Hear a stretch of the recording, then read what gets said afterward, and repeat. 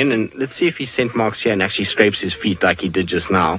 He's going to the no, I think he was actually making a poo, not a wee, and that's maybe why he didn't scrape his back legs. When they poo, they don't scrape their back legs. It's only when they take a pee. Good. Now, he's going southwards, so I don't know how much longer we're going to have Tingana for. Hopefully, we will have him for a little bit longer, but we're going to try and just kind of get in behind him and let another vehicle. Now, I just want to also let one of the other vehicles know that they're driving past. Now, Buttons, leopards do roar, but it's a kind of station on Gari Main. Come in. Now, somebody's just driven right past us and hasn't even looked. Yeah, Tingana's right here. I don't know if you want to see him. He just drove right past us. So they do roar. It's part of their family, is of the roaring cats. So Panthera is their names. And where's he gone? Can you see him, Fergus? Oh, there he is, in the road, right ahead of me. What's he looking at? He looks like he's stalking something. Kind of, he's got this... Oh, no, maybe he was just going to the loo. Now, he's kind of just going, ambling southwards again. And what's wrong, Tingy? Are you not sure what's going on? So we left him a nice big gap behind me. I'm off the road at the moment, so he's walking now towards me. So I'm actually going to go back and give him more space, because he's actually kind of walked the opposite way that I thought he was going to go. I try to give him as much space on the road as possible so that he was able to walk on the road should he want to, because it's always good to give the animal their right of way, but he's decided he wanted to go there, and so he's just sitting in the grass. I don't know what he's actually doing. It looks like he's scratching his claws a little bit and kind of sharpening them up and getting them all kind of sorted. But off he goes. I think he's going to cross south into Little Gari, I'm afraid, which is what I expected from the morning, given the amount of alarm calls that we had. Right, let's try and kind of just jump forward onto the road in front and then see him crossing, because we're not going to have him for too much longer, unfortunately. Been a nice morning with Tingana, though. Normally our last-minute leopard, and a leopard that we haven't been getting to spend much time with. So always nice when he's around and that we actually get to spend a little bit of time with him. So he should pop out right in front of me here. Come on, Jigger. There we go. So there he is. He's just coming out, and you can see he's very aware. He's kind of stopping, he's looking and checking things out. Now, he may have lost a lot of condition, but he still must have one of the biggest dewlaps out of any of the leopards we know. You look at the size of that neck in comparison to any of the other leopards, we'll have a situation where, you know, they all look quite small in comparison. Now, Rebecca, can you repeat the name again for me? JSZ, is that what you said? I think so. I didn't hear it very well. Oh, JME, Veg. JME, what is the biggest dewlap I've ever seen, and who is it that has the biggest dewlap? I think Tingana's got a really nice big dewlap. But it's not, I don't know if it's the biggest. I once saw a male in the Kruger Park, which I don't know at all, but he had a monstrous dewlap. He almost looked like a cow. You know, those cows sometimes get those big dewlaps, and eland as well. So he looked a bit like that. He had this monstrous kind of dewlap that came down. And then there was Mbavala, had quite a big one. And Tingana's got a rather large one too. So those are probably the biggest dewlaps that I've seen on male leopards. He definitely does have one of the bigger ones. It's funny how some of the really big male leopards, while they do have big dewlaps, it kind of doesn't look as big, maybe because of their size, whereas with him or with other leopards that are maybe a little smaller, that you'll find that the dewlap is a bit more pronounced. But it looks like he might be heading into that drainage back into Djuma. Let's just see where he goes. He's definitely listening and looking. Wouldn't it be amazing if Tundi popped out here with the little one? That would be amazing. Now he's going back into Djuma, which is quite strange. I thought he would have... Oh no, he's going to... Is he scent marking? Yep, there we go. Scent mark, look at that. So if you thought Tingana was done and dusted, he's still marking territory and he's still scenting. So he's scraping back legs and urinating, which is an indication that he is marking his territory, and he's still doing it. So there we go. Off he goes down the road. Now, we are going to go all the way, by the looks of things, towards where Brent is on Chitwa. So he is moving in that direction. There is a road that comes south into Little Gari just on the top of this hill. So over there is a road that goes south that he might take. But otherwise, if he walks straight on here, the next stop is going to be Chitwa's old driveway that goes down towards the dam. So I wouldn't be surprised he heads that way. Maybe he wants to go and visit his son and go and see how his son is doing. Now look, he's got his tail up. That's because a dwarf mongoose is shouting at him. What have you smelt, Tingy? So I wonder if he's maybe smelling another male at the moment, and that's why he's kind of getting into a situation where he's sniffing about and just double checking what's actually happening.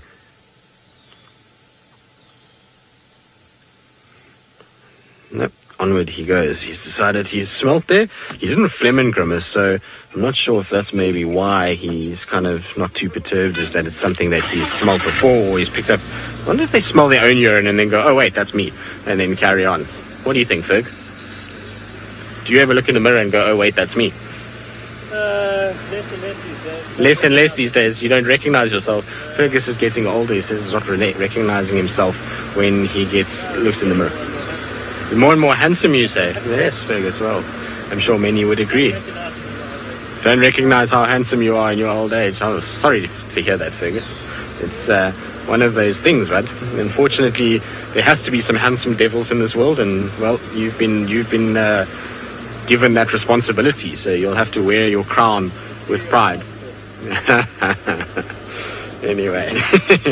But Tingana's slowly going up the hill. Shame, it looks like, you know when a runners run a marathon and it's that last hill as kind of getting home, that's what it looks like. He's like, oh, I've got to just make it up this hill and then everything's going to be okay. And from here it's a general sort of gentle climb a little bit towards Chitwa, but he's going to go south, I'm almost sure of it.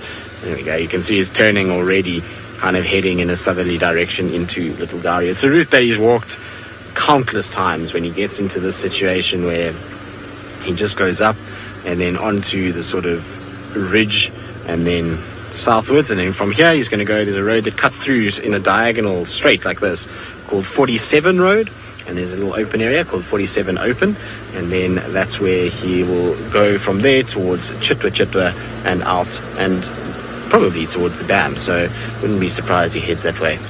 But there goes Tingana, so that's going to be our last view of him that we're going to have, unfortunately, as he meanders off. Now, like I say, let's see if he takes the split, because there's the split to the left is that 47 Road, and the split to the right goes down to another treehouse dam that they have on Little Gowrie, and he does spend some time there. Rebecca, what are you betting? Come on, Rebecca, quickly. Left or right? I'm going to go left. He's already far left. There we go. Rebecca says she would like to say always go right, but he's going left. So left was pretty much on the cards from the moment there. Like I say, he'll walk this route, and this route runs parallel with where we are now. Then there's a road that kind of just goes a little south past that open area, and then it cuts towards Chitwa Dam Wall, and so that's where he's going to be heading. I'm pretty sure of it. Like I say, I've tracked him there many times. It's a route Karula used to take a lot as well. This is a way she used to walk when she goes through Little Gowrie. Good. Now we're going to carry on and see what else we can find. It's been an epic morning with Tingana, and so while we check around, let's send you back across to Taylor McCurdy on the straight and narrow. Bet you're talking about the road and not me, hey? Right, so we're on Buffelshoek boundary now, and we are looking for animals. Any animals? Birds. I'm hoping to find elephants, though. I've decided that we're probably not going to see waterbuck and giraffe today. I've just come to terms with that. Still lots of hyena tracks going up and down. So I think we're going to try our luck sort of towards Sydney's. Not quite go all the way towards Sydney's dam though, but cut in. I think we might jump in on Aubrey's Road and have a little scratch around there. Maybe we find Tundi somewhere. Perhaps that's going to be the case. I've actually... we came on Mvubu Road. For a minute I forgot how we got onto Buffelshoek boundary, but I remember. What's wrong, Craig? What are you doing? You're hearing a bit of a rattle. I can hear it too, but it sounds like it's coming from here. This vicinity. Probably the screws that are loose in Rebecca's head. Little didum-ch. Excuse me while I have a moment. I don't know what's rattling. Craig wants to fix the rattle. So while we fix our rattle, let's go to somebody else who makes as much noise as a rattle. Brent.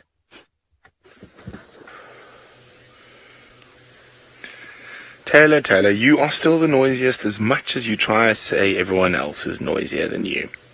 Now, we've just been for a little wander around, And the reason for that being that there was an Inyala that started alarm calling just down here, and the guinea fowls haven't stopped, and there's a squirrel alarming, but we've literally bashed, dashed, crashed, gone down below the dam wall, and we can't find anything. And also the fact that Hosana is not reacting makes me wonder, is there actually anything there? Is it possibly a python? Because I have seen a Nyala, outside of the big cats, the only other thing I've seen a Nyala bark at is a python. And that was on Djuma, actually. So we went close to the guinea fowl, looked under the bushes. Nothing. Oh.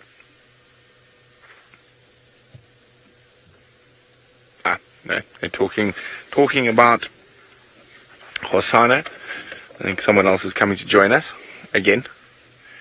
Oh.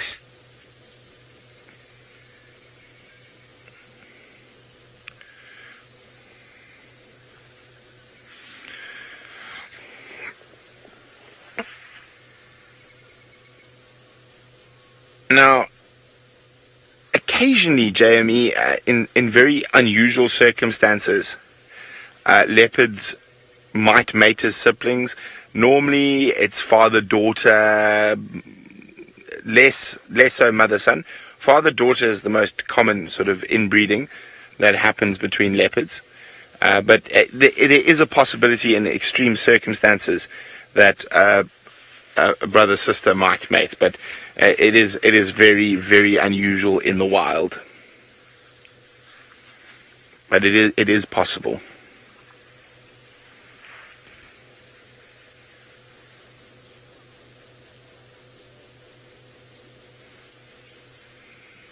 Now the guinea fowls have gone quiet, the Nyala have gone quiet. The chin-spot batis, however, has not gone quiet. Taylor McCurdy, I'm sure, has not gone quiet either.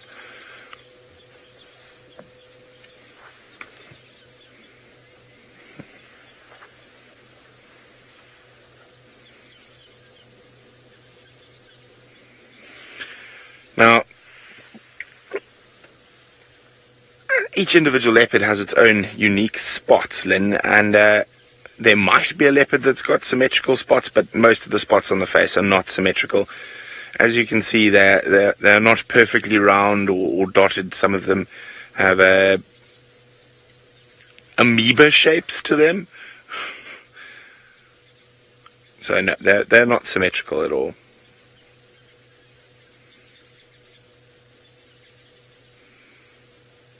Now, as you sort of move into the lower extremities around the belly and lower legs, you can see that the rosettes or spots get quite a lot bigger.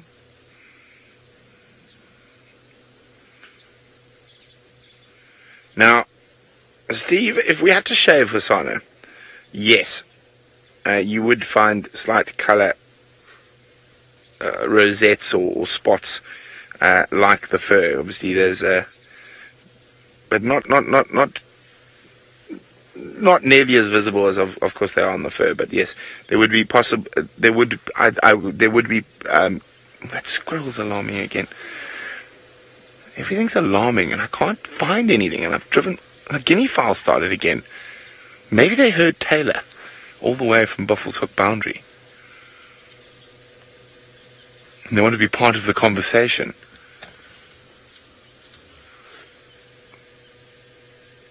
I wonder what is causing all these alarm calls.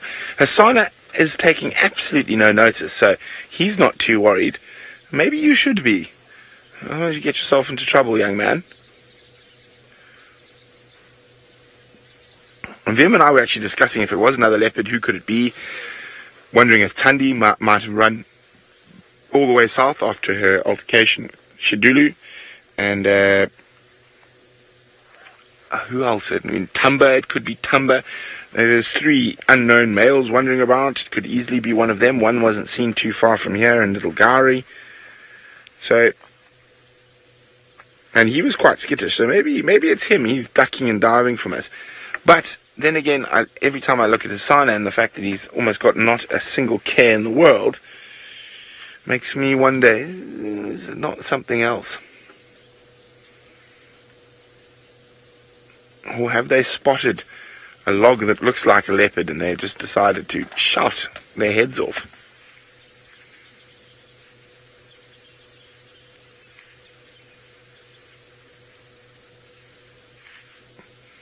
Very interesting though.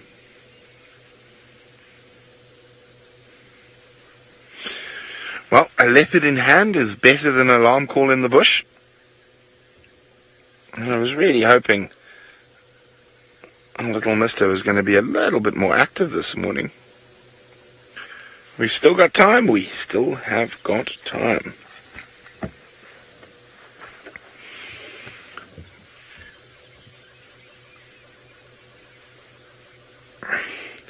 Well, now that Tingana has decided to head into Little Gari, let's see what Tristan's plans are next. Well, Tingana has gone into Little Gari, and we're trying now just to check this eastern side. So Drakensberg, we'll go sort of central, maybe Batalia area, just to look for any signs of Tundi. So obviously we know that she might have been in a fight with Shadulu, and like I say, might, because there was conflicting reports as to who it actually was.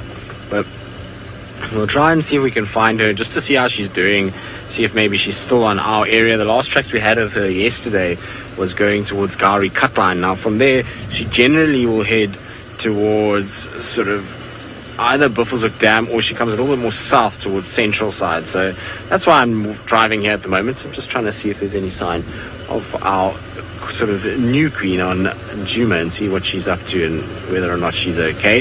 That's the kind of idea behind it. Also, just to double check, you never know, maybe for some miracle or some random reason that cub is still alive and Tundi had a little brain fade and went and walkabouts and scent marked everywhere. I don't know, but let's just double check and see what we can find. You never know. Even if we find tracks, it might be quite interesting just to see what's going on and to just double check her tracks, that there's no sign of any injury or anything like that from the tracks themselves.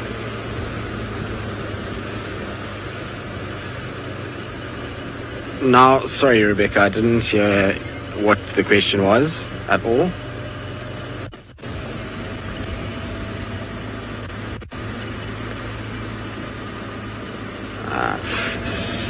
So the new male leopard situation and Tundi and a false estrus, we'll have a situation where I suppose she could be in a false estrus, but I doubt it. That cub's too old for her to fool any of these males into thinking that they actually have these cubs and have had this cub.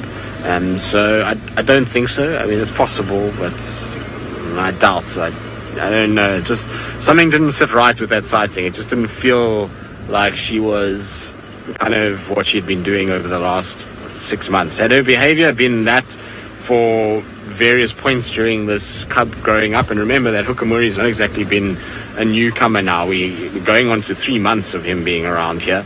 We first saw him in January or December actually on Djuma. So, you know, he's been here a while now, and for her to change her behavior completely to something completely different after 3 months of him being here, I don't know. I don't see it, but you never know. Maybe I'm wrong. Maybe I'm just trying to be being a bit pessimistic, but it's just like I say, and in my experience, when leopards do this, and Brent, you know, I had a long chat to Brent about it, and to Steph and Taylor, and we're all of the same agreement that when leopards do this, it's generally a sign that there is a situation where that cub might be gone. So, you know, it's not something that we say lightly, and not something that we want to do just to cause panic and just to cause drama.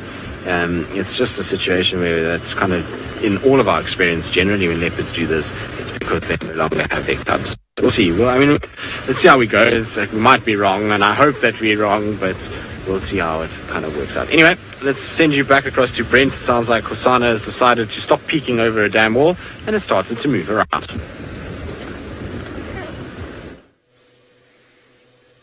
Well, he moved about 4 meters and then found a hollow dug by elephants and said, "Ooh, this looks quite comfy." He basically just walked around the back of our car and then instead of lying down on the left, he's lying down. Oh, look at those teeth. He's laying down on the right. Hey, Bud, what's happening? You keep yawning and get up. Don't yawn and flop down again. We've been patient with you now. It's time that you give us a show. Yes, have a good scratch. Get rid of a tickle 3. Have a stretch. Chase a squirrel. Catch an impala. Almost looks like he's actually listening to us. He isn't, of course. No, you don't put your head down. Don't you do it. Don't you do it. I think he's going to do it. It sounds like Taylor's got a baby squirrel.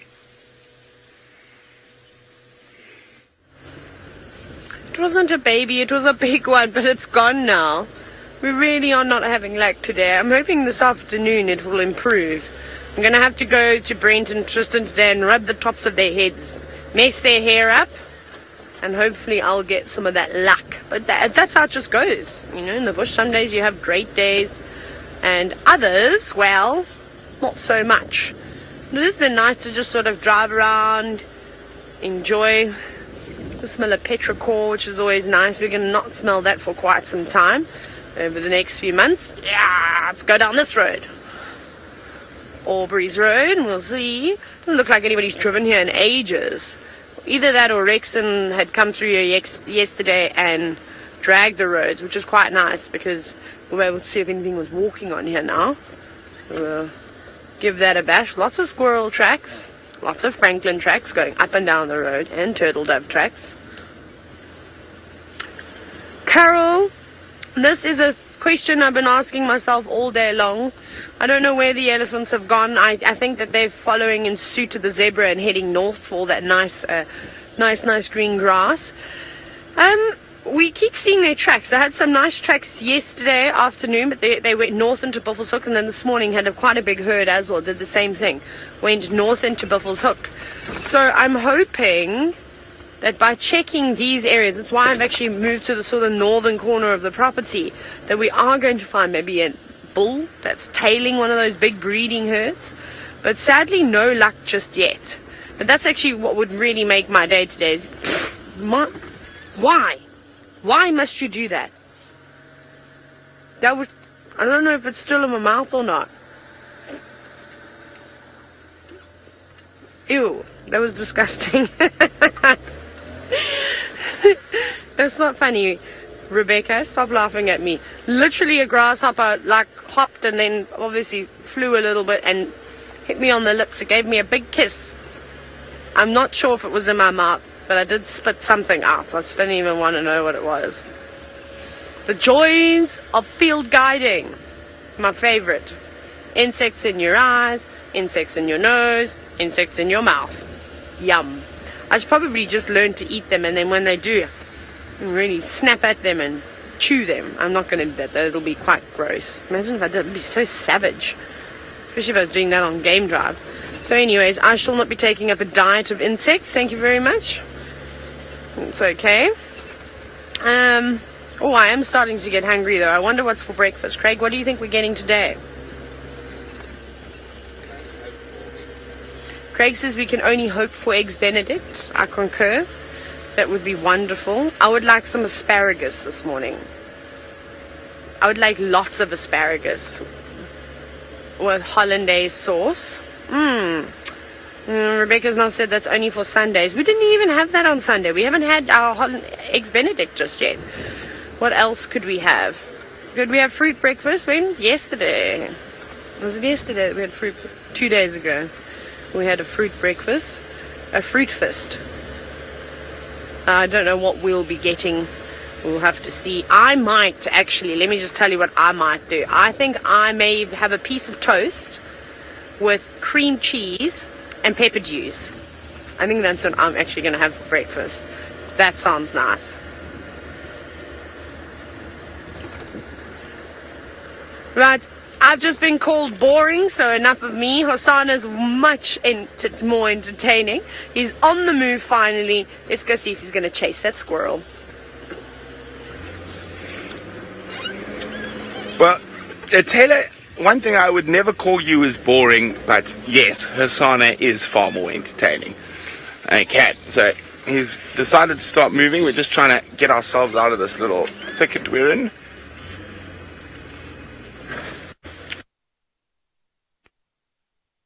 It's that 400-point turn maneuver. There's a big Dickus stump right behind us.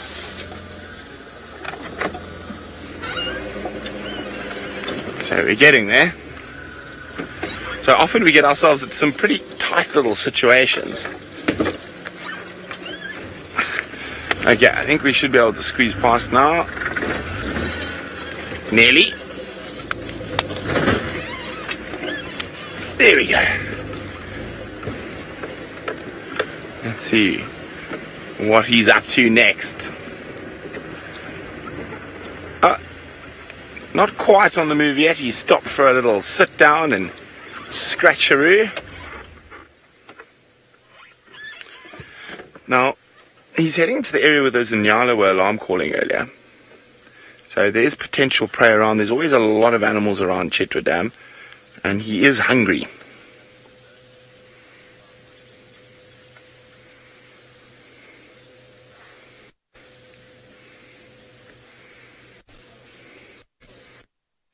He is absolutely gorgeous.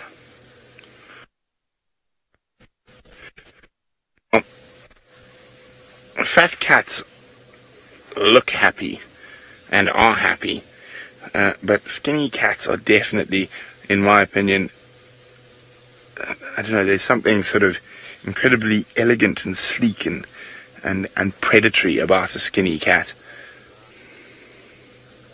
And of course, there's always the potential that they're going to hunt.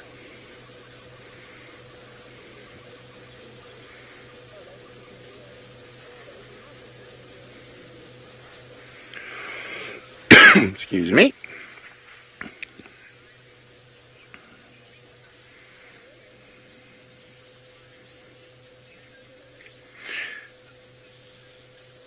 Now, he's on the move. Now, leopards have retractable claws, YT viewer. Out of the big cats, the only cat that has semi-retractable claws is the cheetah. But there are a few other smaller cats that also don't have retractable claws. But almost all the big cats, members of the genus Panthera, all are able to retract their claws. You can see what I mean about a skinny cat looking just a little bit more. And there we go. The tail is in concentration mode. He's poised. Now, as I said, there were Inyala earlier in that direction that he's looking. Look at that. Good thinky. He might have. Difficult to say whether he spotted them or not just yet. Don't you do it. Don't you go back to sleep. Yes, have a scratch, have a stretch.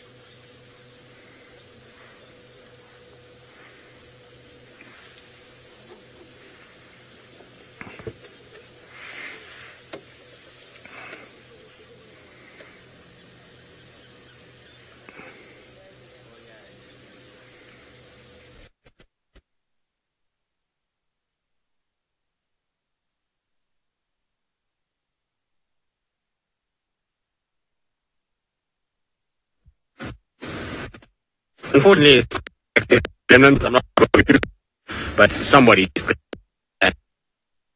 with says the Marty. Oh my goodness. Oh my goodness. Sure, triple threat there. Sorry everybody about that.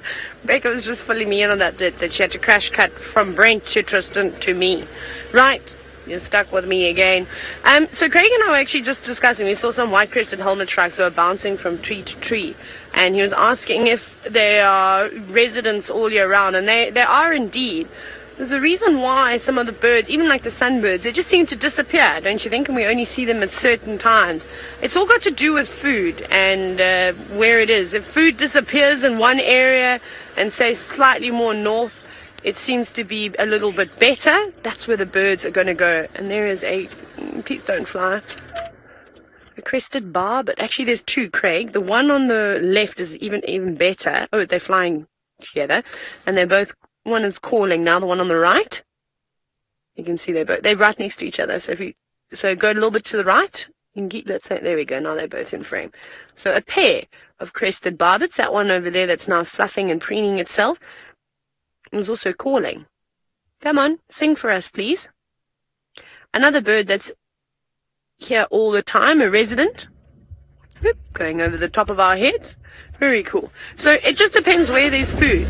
And when you'll see, say, like things like the boer beans and honeysuckle and all sorts of things like that flowering, that brings about quite a bit of nectar, then you will start to see the sunbirds coming back into those areas. But you often see sunbirds around the camps all the time. There's normally a number of flowering plants around lodges, so they'll love it around there. And so, yeah, you can see a lot of these birds all the time. It's the same thing with the bee eaters, the little bee eater. Now, we've been discussing over the last couple of drives what my favorite bird is, what all of our favorite birds are. And mine is the secretary bird. And I've only seen secretary birds once here in the Sabi sand, and that was actually on Cheetah Plains. So, Ryan, yes, we do get secretary birds in the Sabi sand. However, they're not particularly common. And it's interesting why, though, because I think, in my opinion, I think there's perfect habitat for them. They like tall grass, so they're probably going, there's a magpie shrike. Let's see if it stays. They're probably going to hang around in areas, open areas where there's lots of grass. They'll hunt snakes, they eat grasshoppers, they eat a number of different things. Magpie shrikes don't eat snakes, but they do shout when they're around, but they also eat insects. And off it goes. You see, that's the luck we're having today. We just get quick glimpses. We've put a lot of birds on screen, not for very long though. And I wonder if that wasn't a juvenile magpie shrike too, because its tail wasn't particularly long. It looked quite mottled, quite a bit of white on it. Carry on. Now, Diane, as far as I'm aware, oh, there's an African hoop. No! Come back! It's a hoop, but it's not flying away. I don't know where it's going to land. Diane, yes, as far as I'm aware, all birds do have crops. Maybe I'm incorrect. Can you see it still, Kruger? It flew somewhere in there. I don't know where it landed. And there it is. There's the African hoopoo, the Wiederhopf, as it's known in German. And I wonder who has the biggest crop. I wonder, probably be an ostrich, hey? It makes sense that it's an ostrich, seeing as though they're the biggest bird we get. That's another elusive bird that just seems to tease me in the northern Sabi sand and leaves its tracks behind. But I haven't seen one. Yeah, I don't actually think I've seen an ostrich up in the north yet. I always used to tell you stories about Dolly, the ostrich from the Eastern Cape, and then Susan, who I haven't spoken about for a very long time. Susan was the name my tracker gave this ostrich. I think he also may have named it after one of our guests. And she's quite cool. She's a very famous ostrich. For those of you that have watched sort of Londa Losey's social media pages, you would have seen they documented her. She laid eggs, and she's very friendly. She comes around the car, but she just got the pet name Susan from my tracker Candy back in the day. Quite funny, you know. And now, crowned lapwings. Don't you shout at me. I'm not doing anything wrong.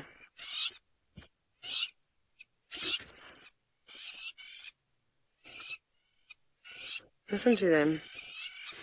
Very angry. I'm going to actually check while you look there, Craig, because I wonder if there's not a nest close by. So I'm going to click on my binoculars. I'm going to find the focus here. See lots of scrub hair dung. A nest, I mean, those eggs are normally so camouflaged, it's hard to tell. I just see a lot of feathers around here, which makes me think that maybe there's some eggs on the ground, and that's why they're behaving like this. while they're shouting at me. But I promise you wouldn't know. It's so hard to find their nests. Normally you have to wait for them to be sitting on them to be able to tell. Hey? Shouting lots. It's always remind me of the seagulls from Finding Nemo. Mine, mine, mine. But here they're going, hey? Hey?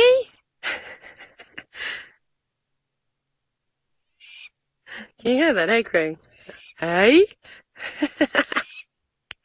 They upset these birds. They do not like it when we get anywhere near them. They don't like it when any animal gets near them. They're always shouting at them, even the big elephants. They have a go at. Right, off you go, further south from where we are, onto Chitwa with Brent and Hosana.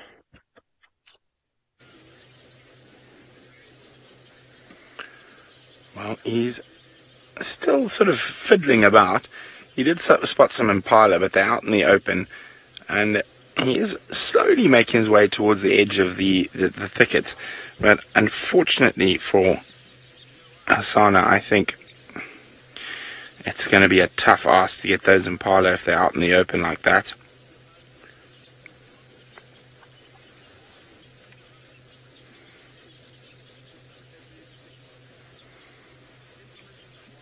Look how his ears are listening. So some of the impalas looked like they were heading towards the thickets, but they're still a long way off.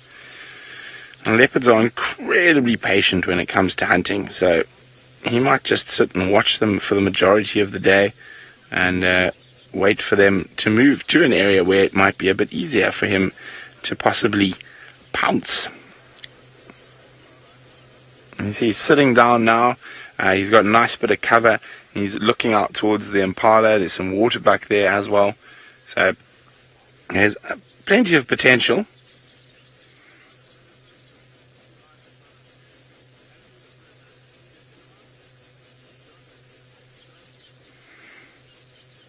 I'm definitely hoping that he's going to be around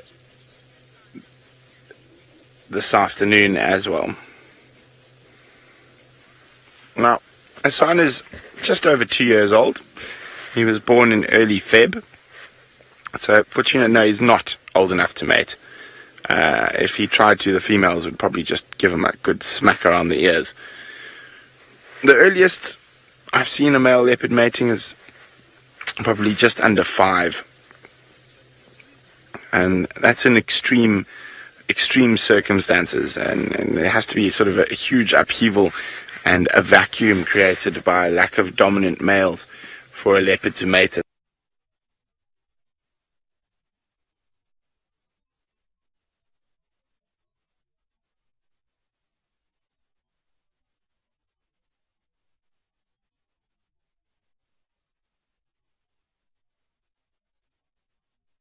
Major gremlin invasion in space that somehow got between your signal with us. But we're back. Hosana, fortunately, has not moved a muscle till you decided to join us again, and now he is again moving. And isn't that? He's waiting for you to join us.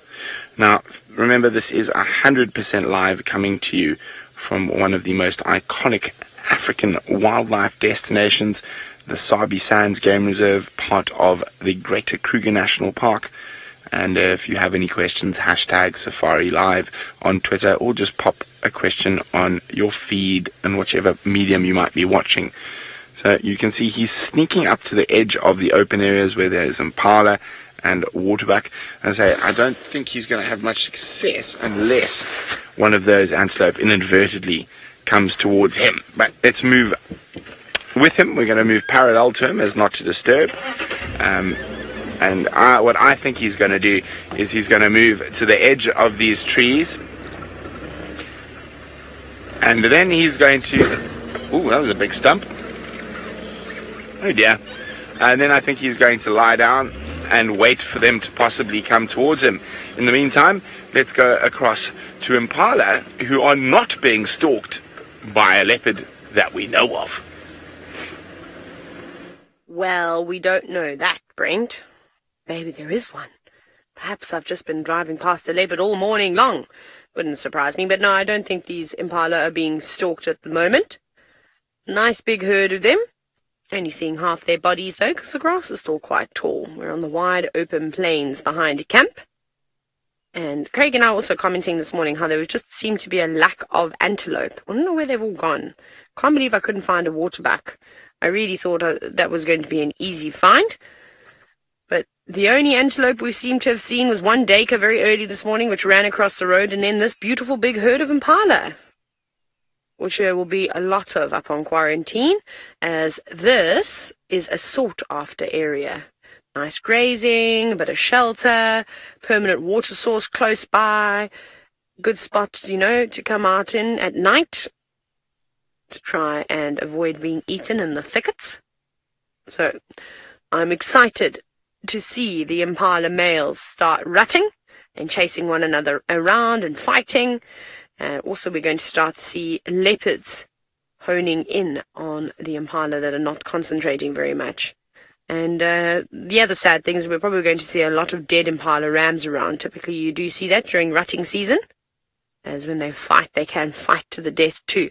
All it takes is one horn to penetrate through that skin, and the impala skin is not particularly tough either. And I've seen many, many impala, unfortunately, with a sort of hole in their sides, whether it's piercing a lung or whatever it may be doing, end up causing death. Well, that's quite nice. Let's see what else we've got. Maybe we'll find some squirrels or some more birds and things on the ground. Oh, yay. There is a squirrel too. Hi, Cheryl, my friend. No, I don't know. Can you still see it, Craig? It's probably going to run away. Maybe it's going to jump up that marula here. If you go to the base, it's down there. It's just down there. If you go in a little bit. It was in there. There it is. Cheryl, it's great to have you. Thank you for joining for the last little bit.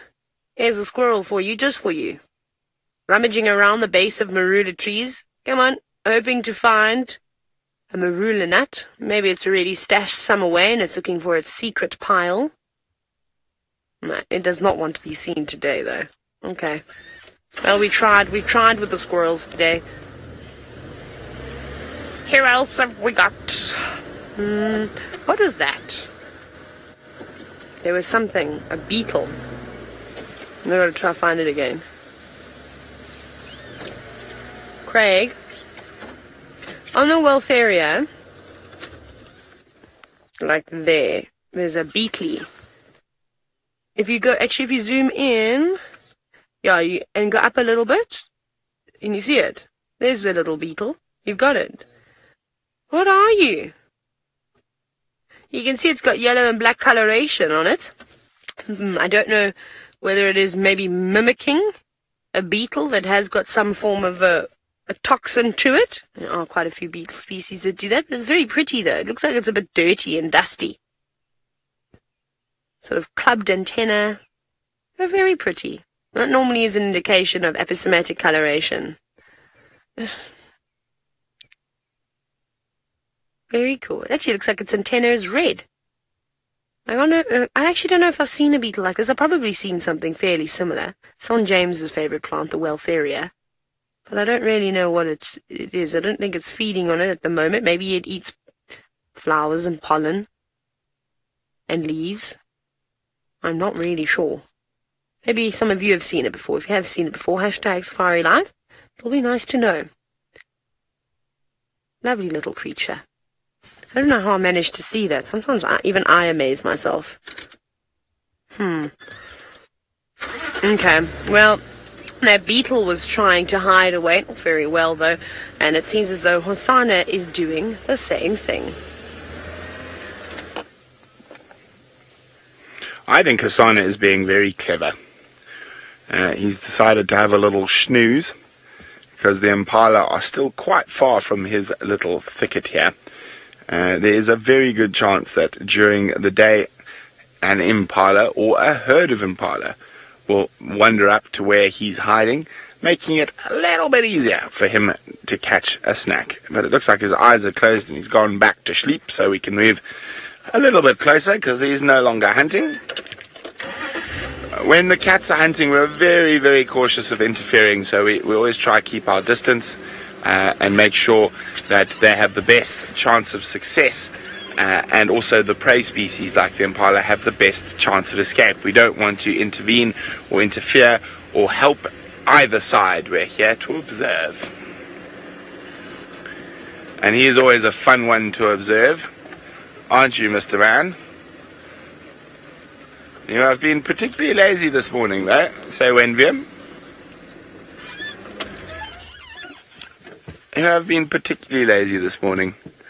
Looks like he's having a hard time waking up.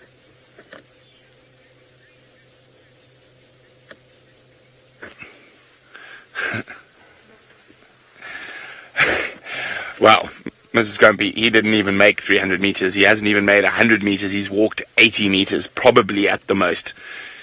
But it is the right tactic in this area with all those impala on the open area. Lie up close to the edge and wait for the impala to come to you. If I was Hosana, I would do the exact same thing.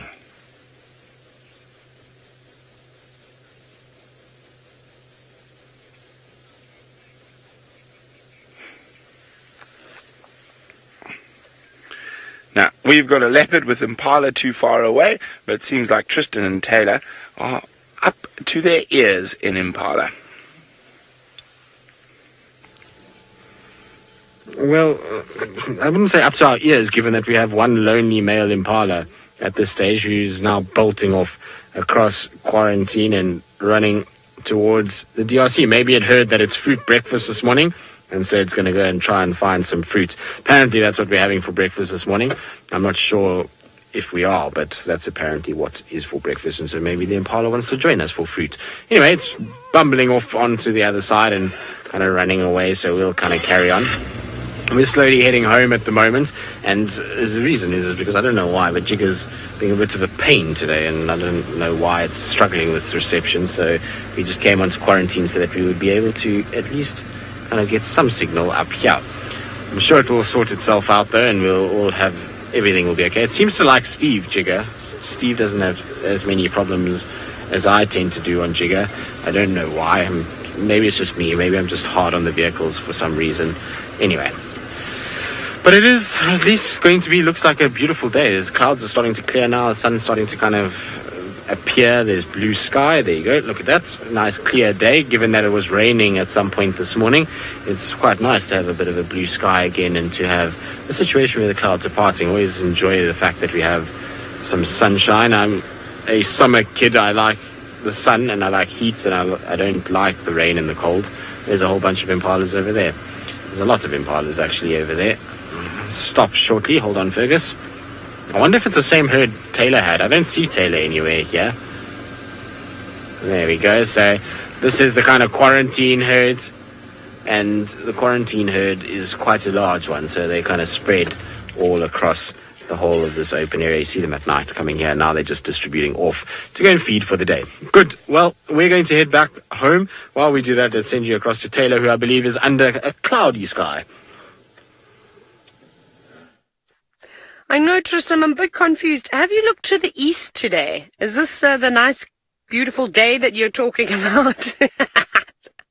But we want to show you the contrast. So Craig is going to pan all the way around. So we've just been looking in the east. Now we're looking northeast. We are now almost going to be looking, now we're looking north. And now we're looking northwest. Now we are looking a little bit further. We're looking northwest-west. Northwest north. No, I'm joking. There we go. There we're looking west. So it's weird. There's like another embankment of clouds on their way in. Crazy, hey? How literally the left and right hand side of the sky can look completely different. And that's what we started with, Tristan.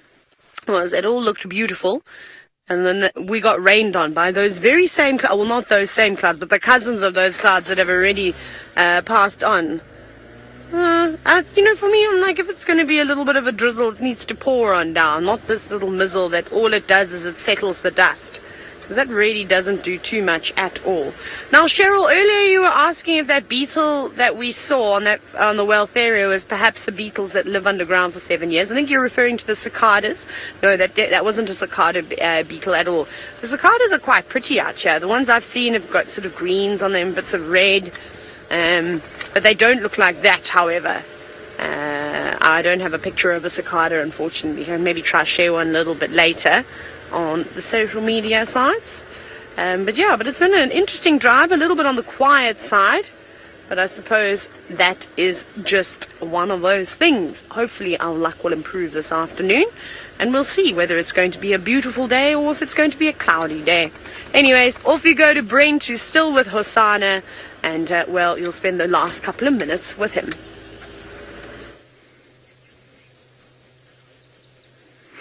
Well, Hosana is doing what he's done for the majority of the morning, apart from, one brief moment of walking 80 meters and a brief peek over the wall a little earlier.